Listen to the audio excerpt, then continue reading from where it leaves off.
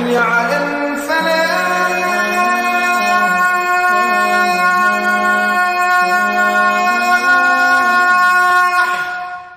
اعوذ باللہ من الشیطان الرجیم، بسم اللہ الرحمن الرحیم۔ الصلاۃ والسلام علیک یا سیدی یا رسول اللہ وعلی آلک و اصحابک یا حبیب اللہ۔ ناظرین و سامعین، السلام علیکم ورحمۃ اللہ وبرکاتہ۔ آج 29 رمضان المبارک ہے۔ میں ہوں آپ کا میزبان اویس خالد۔ پروگرام حی علی الفلاح میں آپ کو خوش آمدید کہتا ہوں۔ کروڑہا شکر ذات باری تعالیٰ کا جو خالق کائنات ہے، اور کروڑہا درود پاک آقا کریم صلی اللہ علیہ وآلہ وسلم کی ذات اقدس پر جو وجہ تخلیق کائنات ہے۔ ناظرین، میرے ساتھ مل کر آپ رمضان المبارک کے آخری عشرے کی دعا پڑھ لیجئے۔ اللہم اجرنا من النار، اللہم اجرنا من النار، اللہم اجرنا من النار۔ دعا ہے کہ اللہ تبارک و تعالیٰ اس ماہ رمضان المبارک کا صدقہ ہم سب کو جہنم کی آگ سے محفوظ رکھے، آمین۔ ناظرین، پروگرام کا باقاعدہ آغاز ہم تلاوت کلام پاک سے کرتے ہیں۔ ہمارے ساتھ اس وقت پروگرام میں موجود ہیں ملتان سے تشریف لائے ہوئے قاری محمد یاسین نقشبندی صاحب۔ آئیے ان سے تلاوت کلام پاک سنتے ہیں۔ اعوذ باللہ من الشیطان الرجیم، بسم اللہ الرحمن الرحیم، والتین والزیتون وطور سینین وهذا البلد الأمین۔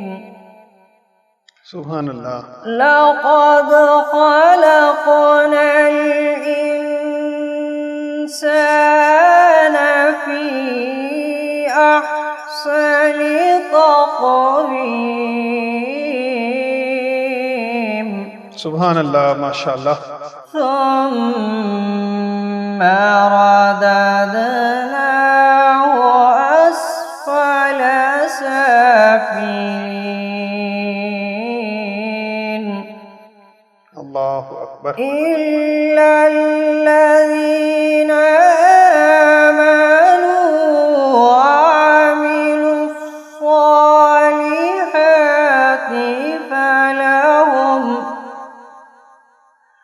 فلهم أجر غير ممنون،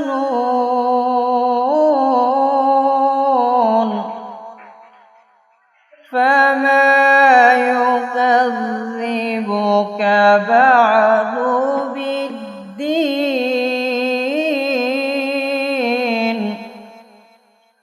أليس الله بأحكم الحاكمين؟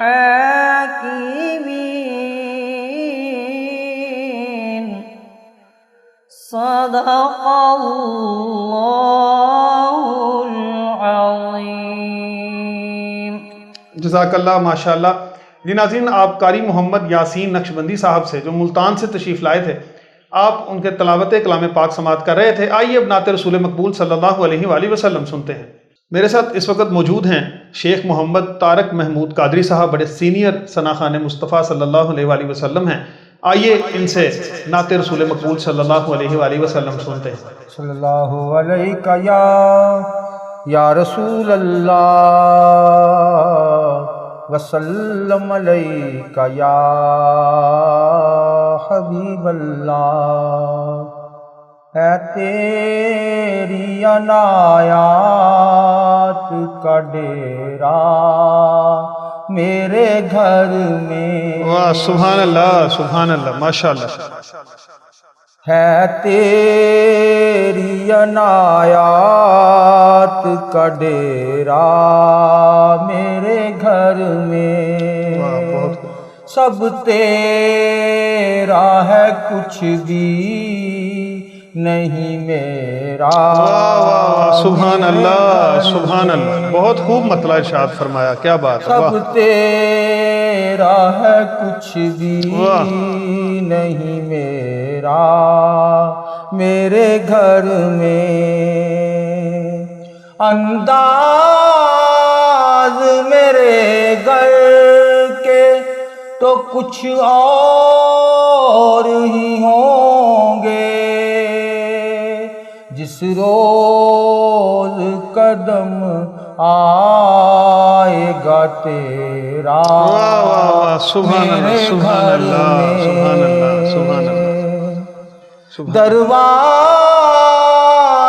پہ لکھوایا تیرا اس میں گرامی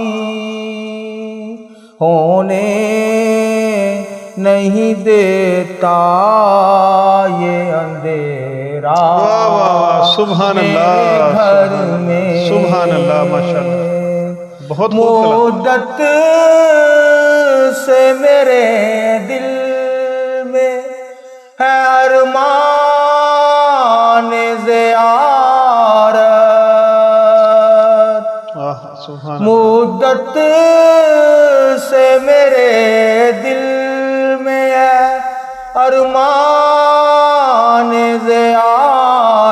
زیارت، بے شک ہو جا اے کرم کا کوئی پھیرا سبحان میرے اللہ، گھر آمین میں، آمین، سبحان اللہ سبحان اللہ، ہو جا اے کرم کا کوئی پھیرا میرے گھر میں، خالد کو تیرے نام سے توقیر ملی ہے، بے شک بے شک، واہ واہ، تارک کو تیرے نام سے توقیر ملی ہے،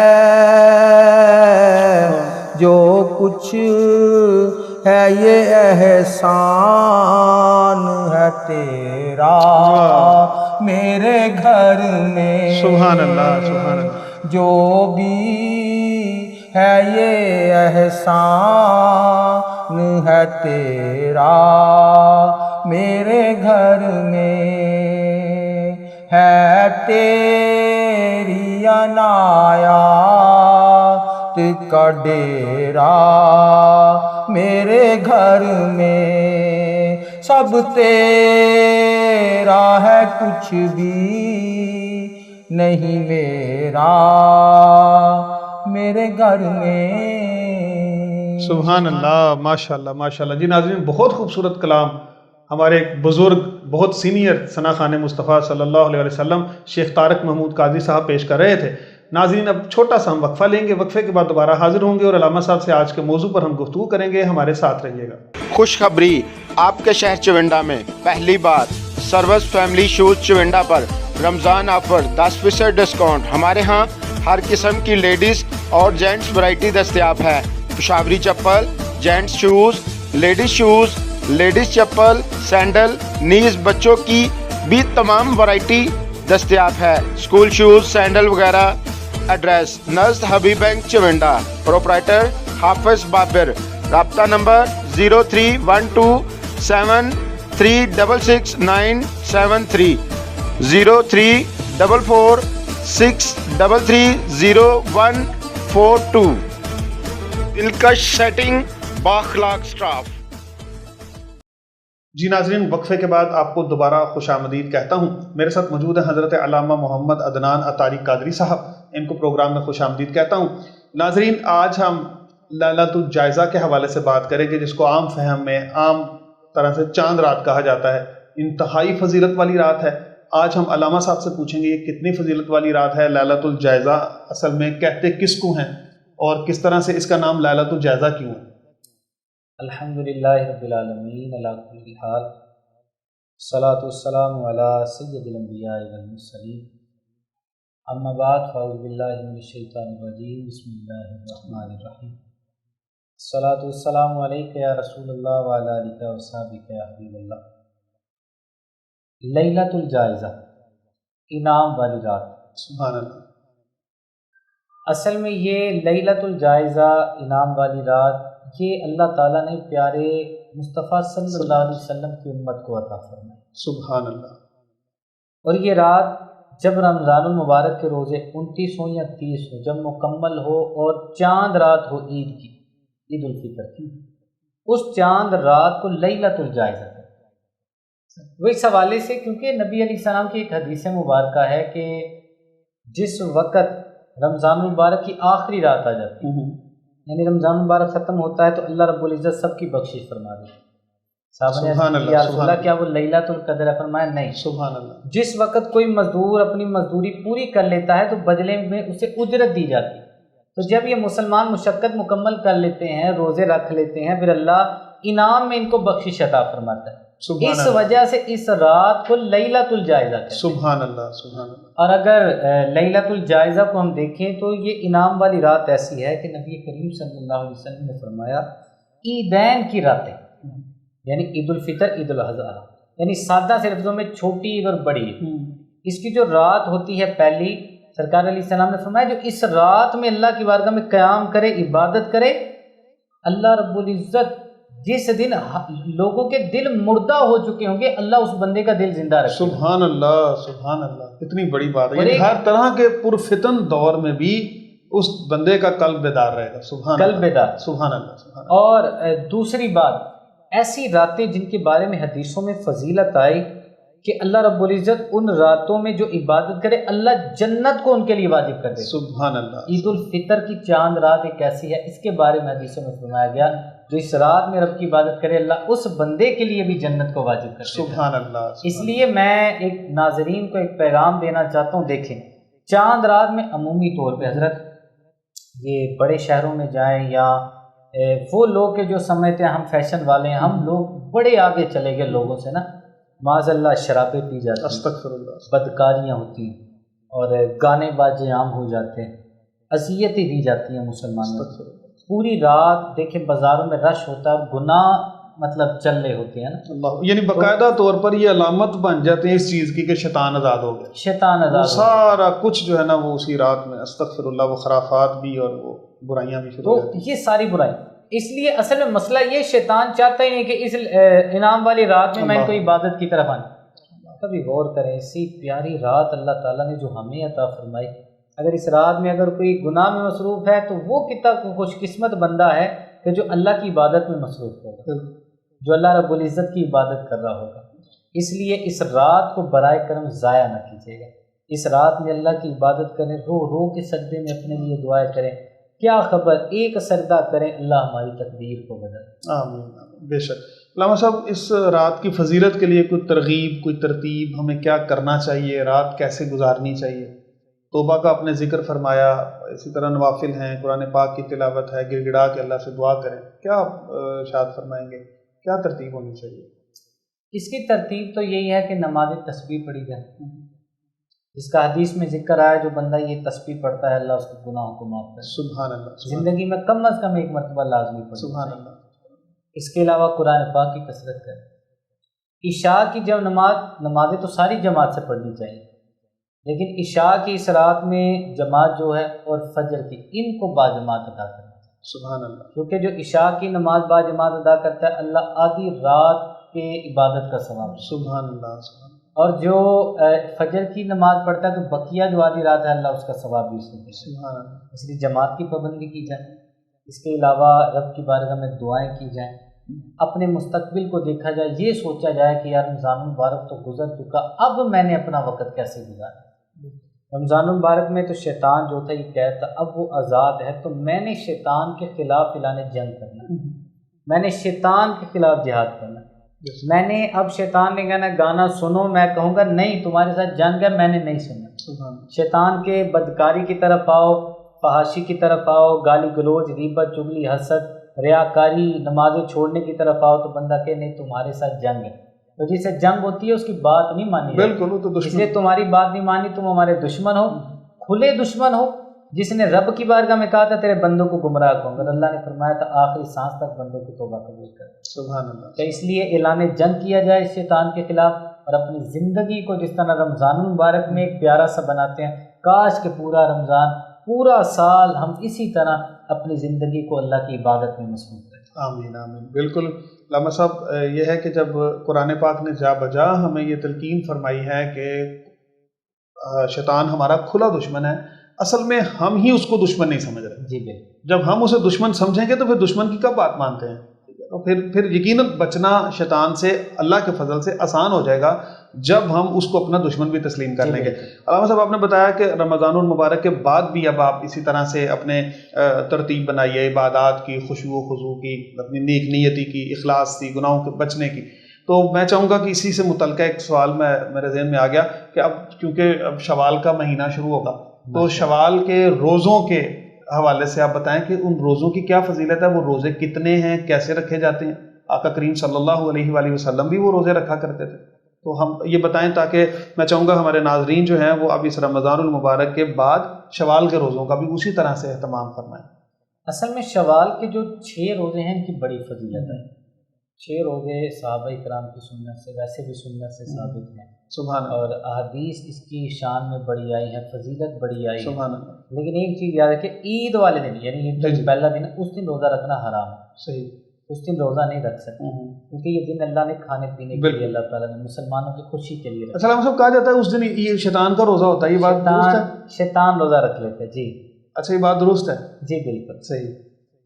یعنی مراد یہ ہے کہ اس وقت یہ جملہ اس وجہ سے بھی بعض اوقات کہا جاتا ہے کہ بندہ اگر اس وقت روزہ رکھے تو ظاہر بات ہے بندہ اللہ کی نافرمانی کر رہا، تو اللہ کی نافرمانی تو شیطان نے کی. وہ بالکل، ہاں جی. تو اس لیے شیطان کے ساتھ بھی منسوخ کر دیا جاتا. ٹھیک جی. اور اس میں ایک بات یہ میں عرض کرتا چلوں کہ شوال کے جو 6 روزے ہیں ان کے بارے میں نبی کریم صلی اللہ علیہ وسلم نے ارشاد فرمایا، جس نے رمضان المبارک کے روزے رکھے اور شوال کے 6 روزے رکھے گویا کہ اس نے پورا زمانہ روزے رکھے. سبحان اللہ، سبحان اللہ، ماشاء اللہ. اتنی پیاری فضیلت سبحان اللہ. اس لیے عید والے پہلے دن روزہ نہ رکھیں کہ وہ حرام، اس میں ممانت آئی حدیثوں میں. آگے والے جو دن ہیں 6 روزے ترتیب کے ساتھ رکھ لیں، ایک ایک دن کر کے، یا اس کے علاوہ 2 دن چھوڑ کے رمضان چھوڑ کے بھی رکھے جا سکتے. اس لیے کوشش فرمائیں روزے رکھنے چاہیے اچھے طریقے سے. بہتر تو یہی ہے کہ ان روزوں کو 6 کو رکھا جائے تاکہ فضیلت بھی حاصل ہو اور اللہ رب العزت اس کے ضمن میں ہمیں ثواب بھی اللہ کا. سبحان اللہ. اچھا علامہ صاحب، عید کے جو 3 دن ہیں اگر وہ تینوں دن چھوڑ کے اس کے بعد چوتھے دن سے ہم شروع کر دیں، جی رکھے جائیں، لگاتار 6 رکھ لیں، یا اگر ناغا بھی آ جائے تو کوئی مذائقہ نہیں، 6 کی تعداد پوری کر لیں. 6 کی تعداد کو پورا کیا جائے. ٹھیک. سبحان اللہ. اچھا علامہ صاحب، یقیناً دل اداس ہے، دل غمگین بھی ہے، پریشان بھی ہے. رمضان المبارک جیسا ببرکت مہینہ ہم سے رخصت ہو رہا ہے اور اپنی کم مائیگی کا بڑا شدت سے احساس ہے. ہم اس طرح سے اس مہمان مہینے کی وہ قدر نہیں کر سکے جیسے ہمیں قدر کرنی چاہیے تھی. تو بس ہم اللہ سے یہ دعا کرتے ہیں کہ اللہ تعالیٰ جو کچھ ہم سے بن پڑا، جو کچھ ہم سے ہو سکا، ہم ان خطا کاروں کے، گناہ گاروں کے وہ اعمال اللہ تبارک و تعالیٰ اپنے حضور میں قبول و منظور فرمائے. لیکن علامہ صاحب، ابھی چونکہ سارے دن ہی بڑے پیارے ہیں، اللہ تعالیٰ نے زندگی عطا فرمائی، زندگی کا ایک ایک دن قیمتی ہے. تو رمضان المبارک میں اچھی خاصی ہماری تربیت ہو چکی ہوتی ہے. جی. تو کیا خیال ہے کہ ہمیں باقی جو ایام ہیں، باقی جو ماہ ہیں، باقی سال ہیں، زندگی کے باقی جو شب و روز ہیں، وہ ہمیں کس طرح سے گزارنے چاہیے؟ اس تربیت کو ہم کس طرح سے لے کے آگے ہم چل سکتے ہیں؟ ماہ مقدس ظاہری بات اپنی برکتیں لوٹا رہا اور یقین کریں اب تو بس الوداع ماہ رمضان. اگر ہم قدر کرنے والے ہوں تو ہم پورا رمضان جو ہے نا، جس طرح اللہ کی عبادت کرتے ہیں تو ہم پورا سال اسی طرح اللہ کی عبادت کرتے ہیں. لیکن عمومی طور پہ دیکھا جاتا ہے رمضان مبارک میں جو عبادت کا شوق ہے وہ دوسرے مہینوں میں اس طرح نہیں ہوتا، کیونکہ ظاہری بات اس ماہ مقدس میں اللہ کی رحمت بڑی عروج پہ ہوتی ہے. اللہ کی رحمت ویسے بھی بڑی عروج پہ ہے اگر کوئی سمجھنے والا. اس میں باقاعدہ اظہار محسوس ہو رہا ہوتا ہے، اللہ کی رحمت کا اظہار ایسے جیسے دلوں پہ اتر رہا ہوتا ہے. واقعی میں اس میں ناظرین حاضرین خود اپنی ذات سب سے مطلب ایک مخاطب ہو کے عرض کروں گا، کوشش فرمائے کہ اس ماہ مقدس کے بعد بھی نمازی پکے بنے. سبحان اللہ. بے شک نماز نہ چھوڑے. بے شک. دیکھیں بعض لوگ ہیں نا ویسے پہ وہ کہتے ہیں کہ ہمارا مقدر جو ہے، ہمارے نصیب جو ہے نا وہ صحیح نہیں. بعض لوگ نصیبوں پہ معذ اللہ شکوے کا، حالانکہ تقدیر پہ میری تو قسمت ہی بری ہے ذرا. لیکن اگر کوئی چاہتا ہے نا کہ میرے نصیب مزید اچھے ہو جائیں تو آپ نے دیکھا ہوگا مہر مہر ایسے پڑے بندہ تو وہ پڑی نہیں جاتی، لیکن جس وقت اس کو کاغذ پہ لگاتے ہیں تو سیدھی ہو جاتی ہے. سبحان اللہ. یعنی ایسے ہاتھ میں مہر پکڑی ہو نا تو الٹی ہوتی ہے، کاغذ پہ لگا دی جائے وہ سیدھی ہو جاتی ہے. اسی طرح کسی نے مثال دی تھی، بزرگ نے کہا تھا اگر تمہارے نصیب صحیح نہیں نا تو اس طرح کرو کہ الٹی قسمت ہے نا، اگر تمہاری تم سمجھتے ہو کہ اس طرح قسمت نہیں تو تم اس طرح کرو رب کی بارگاہ میں سجدہ. واہ واہ سبحان. ذرا جھک کے تو دیکھو، سیدھے ہوتے جھک کے تو ہیں. سبحان دیکھو اللہ تمہارے سارے الٹے نصیب اللہ سارے سیدھے کر دے. سبحان اللہ. سبحان. بات صرف یہ ہے کہ ظاہری بات یہ جو مصیبتیں پریشانیاں آتی ہیں، لوگ نصیبوں کا شکوہ کرتے ہیں جو نہیں کرنا چاہیے، وہ اس وجہ سے وہ ہمارے گناہوں کے سبب ہے.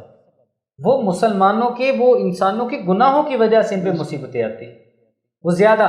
باقی اللہ اپنے نیک بندوں کو آزماتا ہے، آزمائشیں ہیں، لیکن اس میں یہ دیکھنا چاہیے کبھی یہ بھی تو بندہ سوچے نا. دیکھیں حضرت حسن بصری رحمۃ اللہ تعالیٰ علیہ فرمایا کرتے تھے کہ اللہ چاہتا سب کو امیر کر دیتا، اللہ چاہتا سب کو غریب کر دیتا. اللہ نے بعضوں کو امیر کیا، بعضوں کو غریب کیا، کس وجہ سے؟ تمہیں ایک دوسرے سے اللہ آزماتا ہے. بے شک. بلکہ اللہ تعالیٰ نے قرآن پاک میں یہ کہا اگر میں چاہتا تو تم سب دین واحد پر ہوتے، دین واحد سارے تم ایک ہی دین. لیکن یہ اللہ نے آزمائش پہ ہے کہ کون میرا اپنا. بالکل. جب بندے کو پریشانی آئے تو اسی وقت ہی بندے کا پتہ چلتا ہے بندہ کتنا اللہ سے پیار کرتا ہے. بے شک.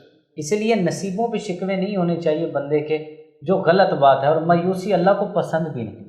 ٹھیک، تو اس لیے لا تقنطوا من رحمت اللہ، اس آیت کے قرآن کی آیت کو یاد رکھا جائے کہ اللہ کی رحمت سے مایوس نہیں ہونا. ماہ مقدس آگے چلا آ رہا، پورا سال آتا ہے، نماز پڑھے، نمازی پکے بن جائے. کوشش کریں کسی جگہ پہ ہیں، جماعت کا وقت ہو گیا، سارے کام چھوڑیں.